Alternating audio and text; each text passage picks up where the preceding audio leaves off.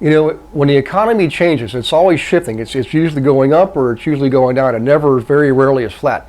So as the economy shifts, you have to get creative when it comes to flipping. You got to figure out, particularly in a hot market, how do you actually find the right properties in the right places so that you can still make a profit.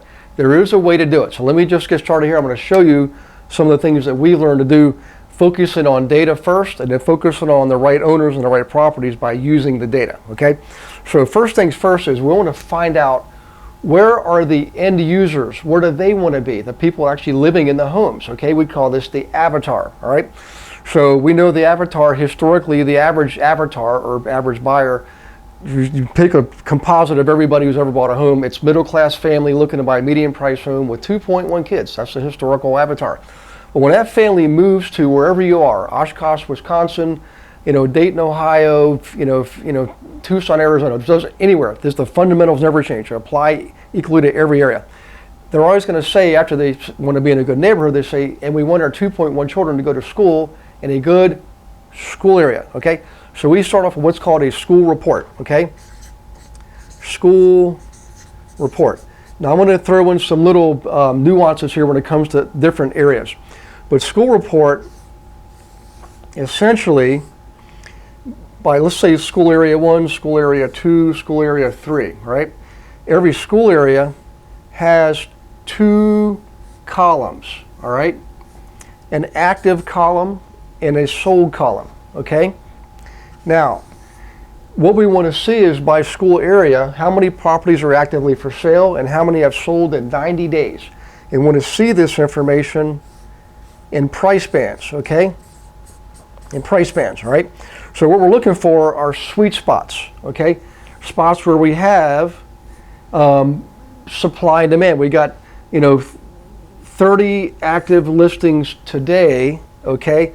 And over the last 90 days, we've sold, say 90 properties, okay?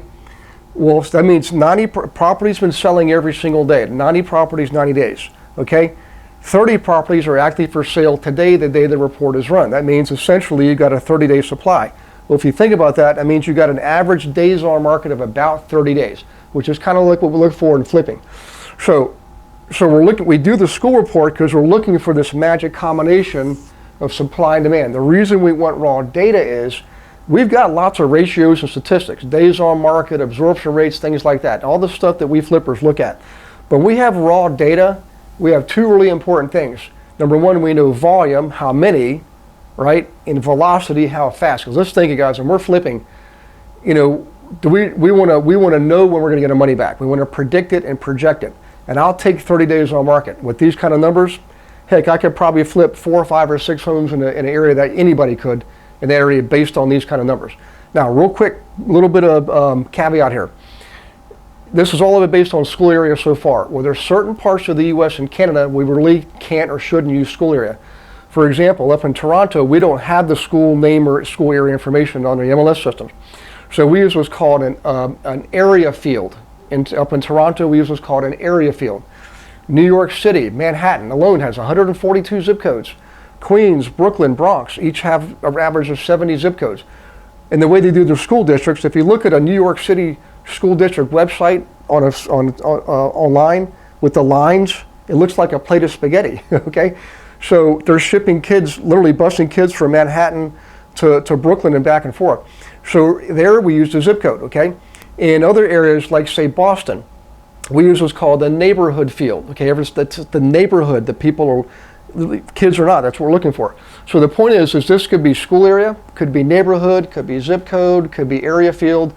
Whatever's appropriate for your area, build the report to get the raw data. That's step number 1, okay? All right, step number 2. So that's number 1. We'll put 1 here. Step number 2 is we can use Postal Service information. So in the United States, the Postal Service has created what's called Every Door Direct Marketing, EDDM. Within that business structure, they have something called Melissa data, okay? And on Melissa data, you can see by zip code, for every zip code, they all have carrier routes, right? You can see how many people live there. You can see what they make. So this is people, all right?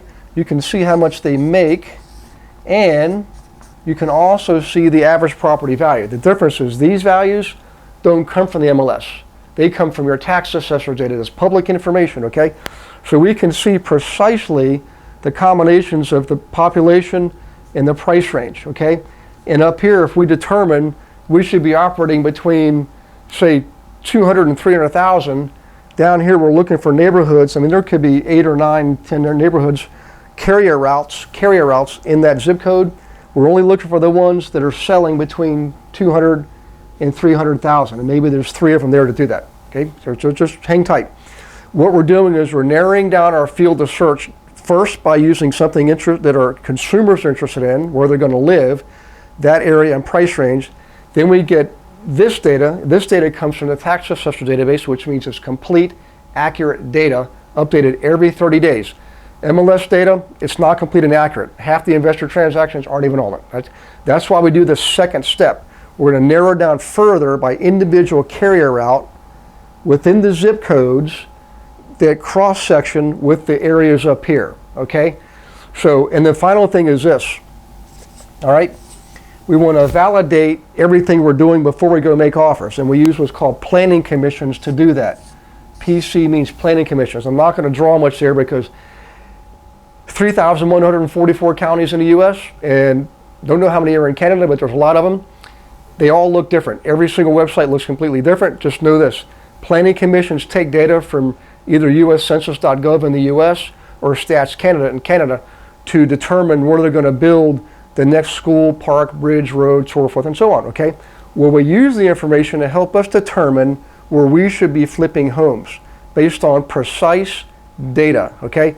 Now, that's all part A. We're still not done yet. Part B is how do we actually use this information? Well, in the training program, there's all kinds of marketing techniques. One of them I'll just tell you is we approach the right owners on the right properties in the right areas by using direct contact, direct response marketing. We're basically writing specialized, specific, personalized letters, non-branded. We're not putting a lot of salesy stuff in there. We're just telling them we're interested in their property. And we also couple that with public records. Just know this, public data is called public data for a reason. It's available to the public. You can find out in these areas who's going through bankruptcy, who's going through a foreclosure, who's going through probate, which is decedents, landlord-tenant cases, evictions. It's a great source of potential sellers, and divorce cases, for example. So in any case, we take the data, we make data-driven decisions, okay? We drive our marketing based on the data to the right people who need to or want to sell in those areas. That's how we do our flipping, okay? In today's market, you have to do this type of work, because if you're just casting a wide net, looking for a needle in a haystack, you're going to be spending a lot of time and not getting the results that you deserve. This is how you get predictable, reliable results from your flipping in today's economy. So welcome aboard. I look forward to working with you. God bless you and your families, and welcome to the path to prosperity.